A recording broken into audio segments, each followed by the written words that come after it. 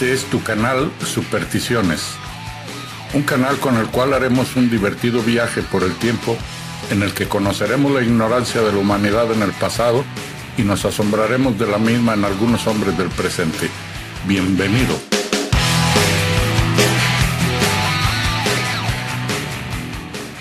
Se habla de un país que supuestamente es la cúspide de la espiritualidad.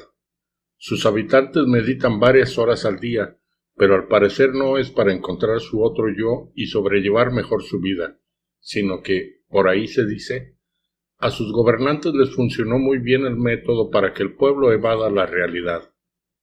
Es una especie de letargo constante. Es como emborracharse, fumar marihuana, masticar peyote, consumir cocaína o ver televisión mexicana.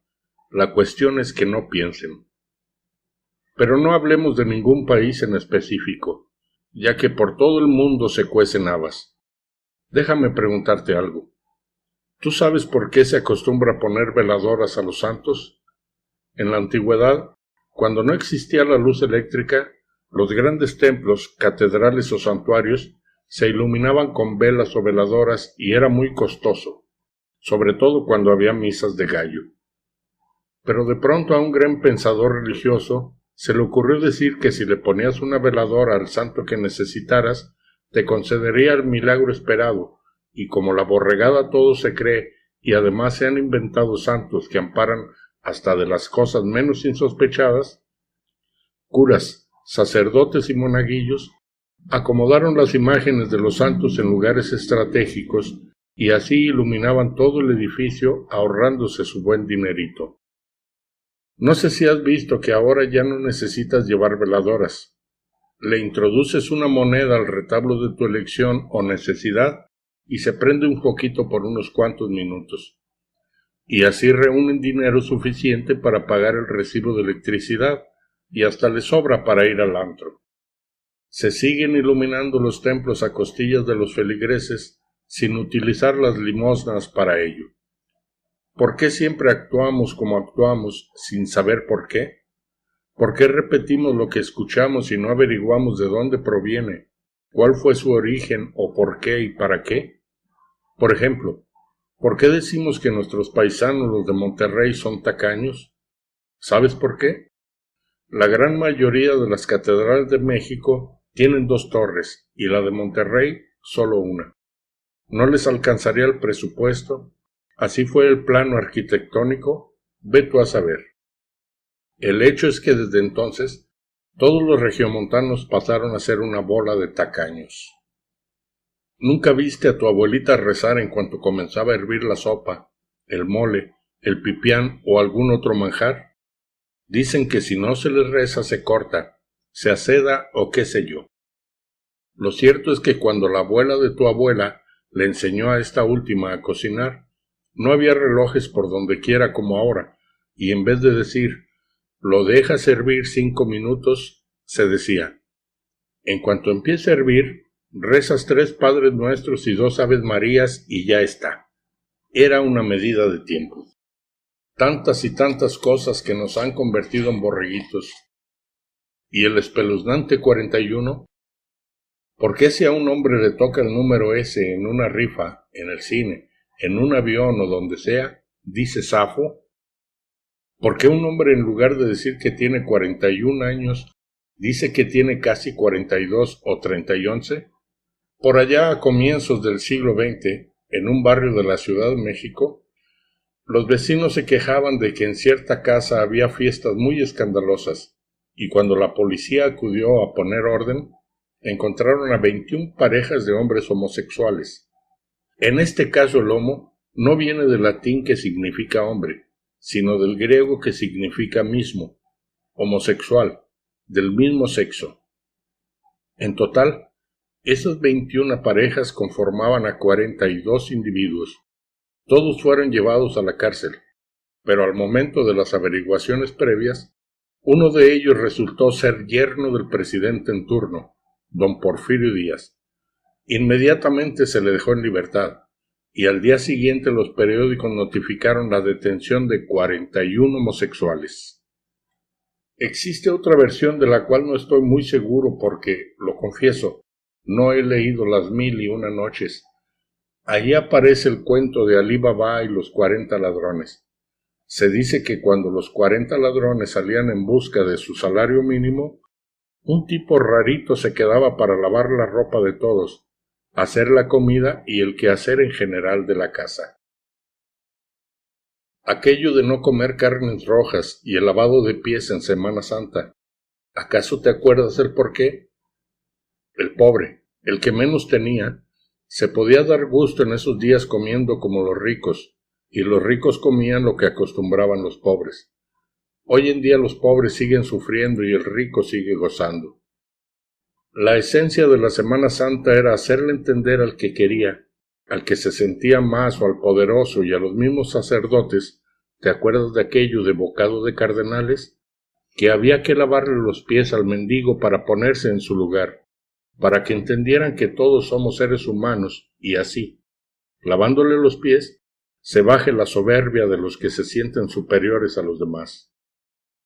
Hoy muchas personas que se sienten muy religiosas pierden el sentido de la Semana Santa porque para que Dios no los vaya a castigar por comer carnes rojas, van y compran camarones de a muchos pesos el kilo, langostas de todavía más pesos, pargo, guachinango y demás pescados caros. ¿Y el pobre? Bueno, que vaya y compre pescado de a poquitos pesos el kilo, y si no charales, boquerón, frijoles, nopales, huevo, chayotes o... Ese es problema suyo. Tú tienes en tu mesa lo que no pueden comer los pobres. Y no solo eso, sino que hasta vas a los oficios de la iglesia con tus mejores y muy caras prendas. Juan Pablo II, en una de sus homilías, dijo que sí se puede comer carne roja durante la Cuaresma, que no se trata de abstenerse de ese alimento, sino de entender cómo vive el humilde. Vale más hacer una buena obra que evitar las carnes rojas. Pero la gente entiende lo que le conviene y sigue por costumbre tradiciones y rituales, haciendo lo que alguien le dijo que haga porque, ¿para qué pensar? Pensar es muy complejo y hasta nos puede doler la cabeza. Tantas y tantas supersticiones que nos han dejado las religiones, pero a pesar de ello, creo que por allí, medio escondidito, tienen algo de sano y humanistas. Lo malo es que cuando el hombre pierde la costumbre por la misma rutina, empieza a perder la esencia del pensamiento y la conducta humana para seguir como borrego lo que alguien dijo. Y sin pensarlo, sin usar la cabeza, seguimos de generación en degeneración llegando a lo que hoy tenemos como cultura. Una cultura que vive con culpas, miedos, cargos de conciencia y demás supersticiones y sin siquiera saber cómo o por qué se crearon. Pero los que sí sabemos por qué se crearon, sabemos que es una buena forma de dominar y obtener ganancias. Si formo seres seguros, se me escapan de las manos. Y si en cambio siembro o formo seres inseguros, si siembro miedos, culpas y cargos de conciencia en mis parroquianos, me van a comprar la salvación. Tú tienes miedo a ser condenado, pero si me pagas, si me compras indulgencias, yo te exonero de toda culpa. Debo admitir que existen rituales supersticiosos muy hermosos a los que no nos podemos sustraer de ninguna manera. En el momento que escribo esto, estoy de luto por la reciente e irreparable pérdida de mi queridísima tía Eva. La velación, la misa de cuerpo presente, el ritual a la hora del sepelio y el novenario, a los que creen en el más allá les da la esperanza de que el ser querido estará en el reino de Dios. Y a los que creen que allí termina todo, que no existe un más allá, les ayuda a asimilar un poco el triste acontecimiento y prolongan un poco más la última y dolorosa despedida. También con ello dignificamos a nuestro ser amado. No podemos ir a tirar o sepultar su cadáver así nada más. A continuación, y porque viene a cuento, un fragmento de la novela La vida inútil de Pito Pérez de José Rubén Romero. Aseguran que falta un tornillo a toda mi familia. ¡Qué barbaridad! Dicen que mis hermanas Erlinda y María padecen locura mística y que por eso no salen de la iglesia. Afirman las gentes que Concha está tocada porque pasa los días enseñando a los perros callejeros a sentarse en las patas traseras y a un gato barcino que tiene a comer en la mesa con la pulcritud de un caballero. Josefa se tiró de cabeza a un pozo dizque porque estaba loca, y Dolores se enamoró de un cirquero por la misma causa, según la infabilidad de esos santos padres que andan por ahí sueltos. Joaquín, el sacerdote, no quiere confesar a las beatas porque está loco. Y yo me emborracho, canto, lloro y voy por las calles con el vestido hecho jirones porque estoy loco. ¡Qué lógica tan imbécil! Locos son los que viven sin voluntad de vivir, tan solo por temor a la muerte. Locas las que pretenden matar sus sentimientos y por el qué dirán, no huyen con un cirquero. Locos los que martirizan a los animales en lugar de enseñarles a amar a los hombres. ¿No es cierto, hermano de Asís?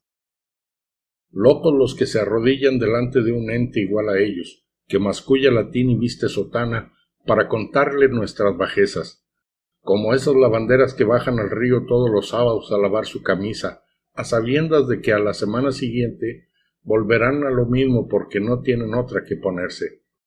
Más locos que yo los que no ríen, ni lloran, ni beben porque son esclavos de inútiles respetos sociales.